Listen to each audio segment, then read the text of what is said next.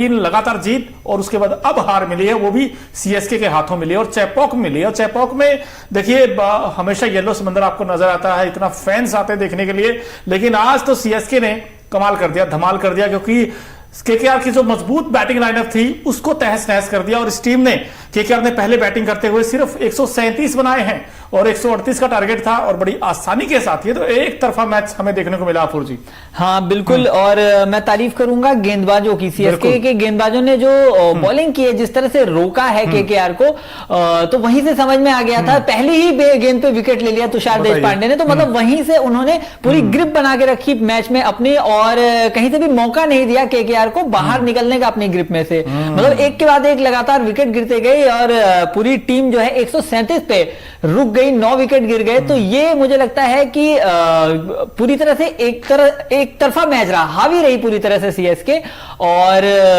गेंदबाजों को जो क्रेडिट जाएगा पूरी तरह से, मैं कहूंगा कि सीएसके के गेंदबाज थे जिन्होंने मैच को अपने फेवर में किया। बिल्कुल फेवर में किया। मुस्तफिजुर रहमान, इनका कमबैक हुआ था टीम में, इन्होंने अच्छी बॉलिंग की और साथ ही साथ ये देखिए शार्दुल ठाकुर को भी वैसे मौका मिला था, इन्होंने भी अच्छी गेंदबाजी की, लेकिन महेश तीक्ष्णा, अब इन्होंने 4 ओवर में 28 रन दिए और 1 विकेट इनको मिला। लेकिन ये स्टार है आज के रविंद्र जडेजा, 4 ओवर में सिर्फ 18 रन और 3 विकेट झटके हैं। अब बैटिंग की जब बात करते हैं तो वेंकटेश अय्यर सिर्फ 3 रन बना सके। सुनील नारायण जो ओपन करते थे, 1-2 शॉट्स तो अच्छे खेले इन्होंने आते ही, हमें लगा था आज भी यार उसी फॉर्म में है, लेकिन जल्दी आउट हो गए। अंकुरिश रघुवंशी ये बड़ा इंप्रेस कर रहे हैं, बार बार इस मैच में भी 18 में 24 बनाए।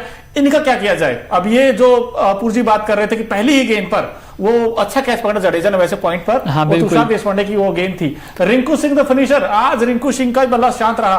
अय्यर, अब इन पर सवाल यह है कि 32 में 34 शॉट तो अच्छा मिल गया था, रसल भी जल्दी आउट हो गए 10 में 10 बनाकर।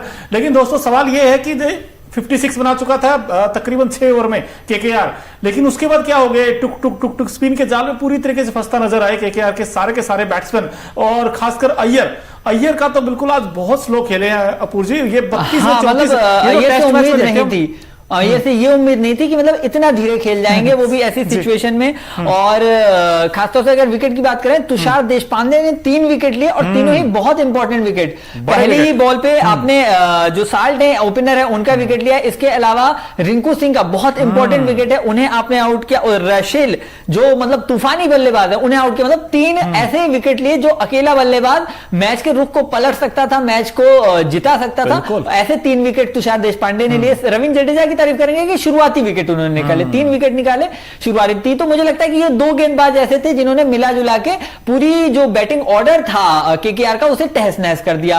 और जो एक जीत का क्रम चला रहा था, लगातार 3 मैच केकेआर ने जीते थे, तो ऐसा लग रहा था कि एक बार पूरी रॉकिंग परफॉर्मेंस है केकेआर की, तो वो बिल्कुल भी नजर नहीं आई। मतलब बैटिंग इस तरह से कोलैप्स हुई है, ऐसा लग रहा है, मुझे लगता है कहीं ना कहीं ओवर कॉन्फिडेंस का भी शिकार हुए हैं केकेआर वाले। मतलब 3 मैच जीतने के बाद मुझे लगता है कि वो ओवर कॉन्फिडेंस कहीं ना कहीं भीतर था और वो उनकी बैटिंग ऑर्डर को कोलैप्स कर गया। बिल्कुल आप ठीक करें। और एक और दिक्कत ये भी थी कि जो स्पिन फ्रेंडली विकेट था दोस्तों, और वहां पर रविंद्र जडेजा ने बड़ी अच्छी गेंदबाजी की, टर्न भी था, बाउंस भी था, जिसके चक्कर में सारे के सारे बैट्समैन फंसते चले गए कि डबल माइंड किया, खेलूं या चौका मारूं या रोकूं।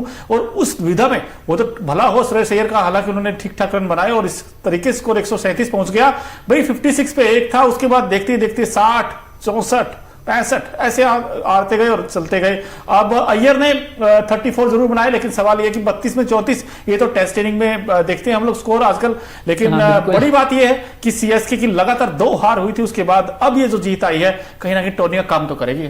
हाँ बिल्कुल, सीएसके के लिए जरूरी था ये मैच जीतना, क्योंकि 2 मैच लगातार हार चुके थे, तो ऐसे में ये मैच बहुत मतलब इंपॉर्टेंट था उनके लिए जीतना। अच्छा, जहां तक बात है कि जो पिच थी धीमी थी, स्पिनर्स को मदद मिल रही थी, लेकिन देखिए बाद में बैटिंग करने के बावजूद सीएसके ने बहुत अच्छी बैटिंग की है।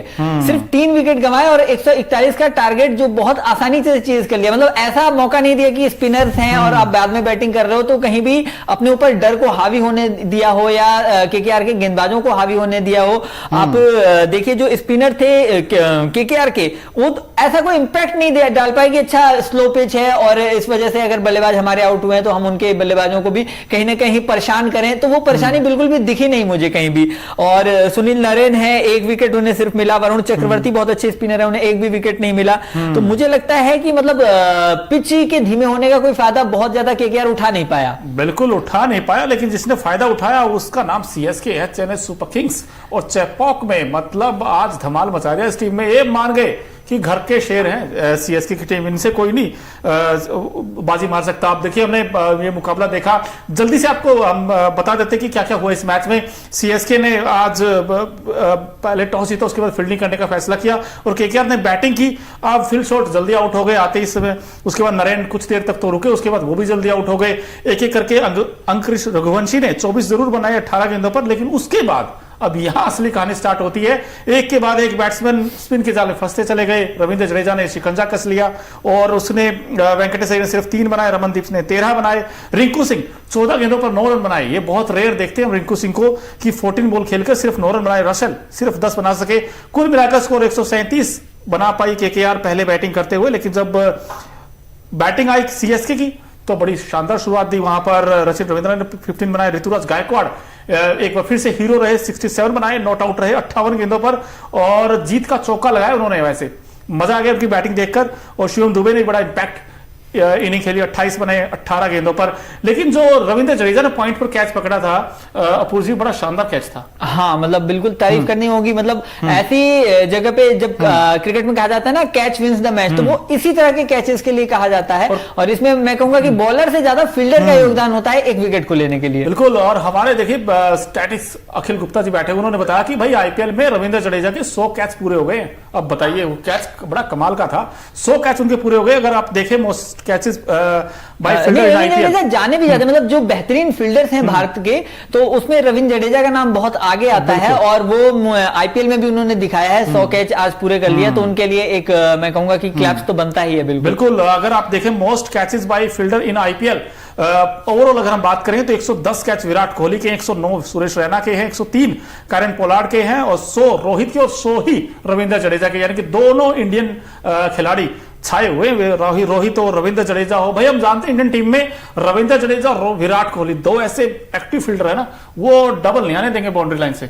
हाँ, लेकिन अगर कल की मैच की बात करें तो विराट कोहली से कैच जरूर छूटा था, तो हाँ नहीं, वो हर फील्डर के साथ, हर खिलाड़ी के साथ हो सकता है। लेकिन जैसे हम जब बात करते हैं कि भारत के बेहतरीन फील्डर, तो मुंह में सबसे पहले जुबान पे नाम आता है विराट कोहली और रविंद्र जडेजा। और कल और आज की तुलना कर रहे हैं तो कल विराट कोहली से एक कैच छूटा जो कि चर्चा का विषय रहा। आज रविंद्र जडेजा ने एक कैच किया है, वो चर्चा का विषय है। लेकिन अपूर्व जी, हमने मैच देखा, इस मैच के बाद रविंद्र जडेजा ने कहा कि I think 138 is easily chasable on this wicket, यानी कि 138 तो आसानी के साथ चीज हो जाएगा इस विकेट के ऊपर। और इसके अलावा जो अय्यर हैं, जो कैप्टन केकेआर को, उन्होंने कहा कि पावर प्ले के बाद हमने लगातार विकेट्स गंवाए और यही सबसे बड़ा रीजन रहा था इस केकेआर की हार का।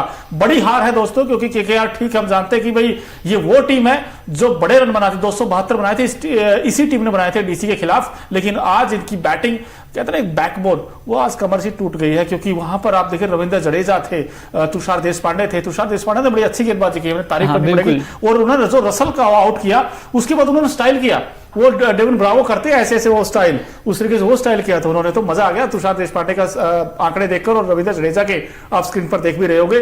आज आपको ज्यादा इंप्रेस अपूर्व जी किसने किया, रविंद्र जडेजा ने या तुषार देशपांडे ने? मुझे लगता है तुषार देशपांडे ज्यादा इंप्रेसिव रहे, क्योंकि उन्होंने 3 ऐसे बल्लेबाजों को आउट किया जो तीनों ही बल्लेबाज अकेले मैच को पलटने का मादा रखते हैं, क्षमता रखते हैं। तो मुझे लगता है कि वो तीनों विकेट बहुत ही इंपॉर्टेंट थे और तीनों ही बल्लेबाजों को बहुत सस्ते में निपटा दिया उन्होंने। बिल्कुल सस्ते में निपटा दिया। और देखिए, और वो भी एक चीज और है कि रविंद्र जडेजा की तुलना में उनका अनुभव भी बहुत कम है, तो ऐसे में उनका 3 विकेट लेना मायने रखता है। बिल्कुल। और ऐसे 3 अनुभवी बल्लेबाजों का विकेट लिया उन्होंने, मतलब आंद्रे रसेल जैसे अनुभवी बल्लेबाज का विकेट लिया। तो मुझे लगता है कि तुषार देशपांडे के लिए, भविष्य के लिए उनके ये बहुत मतलब सुखद होगा, उन्हें आगे और बड़े मौके मिल सकते हैं और उनका कॉन्फिडेंस भी बूस्टअप हुआ होगा। बिल्कुल बिल्कुल। तो देखिए, हमने बहुत कुछ देखा आज मैच में, और एक खिलाड़ी और भी हैं तुषार देशपांडे की हमने तारीफ की अपूर्व जी ने, लेकिन ये खिलाड़ी और भी हैं जो आज के मैच में दिल जीता सबका और छाए रहे थे आज के मैच में। तो हमारा खास सेगमेंट है Okinawa effective player of the match कौन है, उस पर एक नजर डालते हैं। जैसे ओकिनावा की जो स्कूटी है कोस्ट इफेक्टिव तो है ही है, माइलेज अच्छा देती है और जब आप सफर करते हैं तो बड़ा आनंद आता है सड़क पर। अपूर्व जी, हम कई बार देखते हैं कि हमारे यहाँ अखिल जी होते हैं येलो कलर की लेके आते हैं, तो नजर डालते हैं Okinawa effective player of the match कौन है आज के। ये देखिए, इस खिलाड़ी ने 137 रन पर रोका है, तो उसमें सबसे वाइटल रोल किस खिलाड़ी का है? रविंद्र जडेजा का। 4 ओवर 18 रन 3 विकेट झटके हैं। इकॉनमी तो हमेशा शानदार रहती है। ये खिलाड़ी आज छाया है अपूर्व जी। हाँ बिल्कुल, 3 महत्वपूर्ण विकेट रविंद्र जडेजा ने भी लिए और इकोनॉमी रेट आप देखिए तो उन्हें 18 रन दिए हैं 4 ओवर में। ऐसा बहुत कम देखने को मिलता है T20 मुकाबलों में।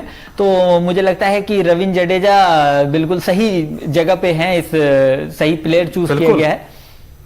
बिल्कुल सही जगह पे है और बड़ा आउटस्टैंडिंग परफॉर्मेंस दिया उन्होंने। और कैच भी उनका मतलब 3 विकेट के साथ वो कैच भी मुझे लगता है कि तुषार देशपांडे के साथ साथ रविंद्र जडेजा को भी वो क्रेडिट जाएगा आधा। तो कह सकते हैं कि अगर देसी भाषा में कहूं तो 3 की बजाय 3.5 विकेट बोल सकते हैं हम उसको। 3.5 विकेट बोल सकते हैं, लेकिन भाई फिगर बड़े जबरदस्त थे। और अगर देखा जाए तो रविंद्र जडेजा ने किसको आउट किया? सुनील नारायण को आउट किया उन्होंने, और इसके अलावा अंकित रघुवंशी को आउट किया उन्होंने, और वेंकटेश अय्यर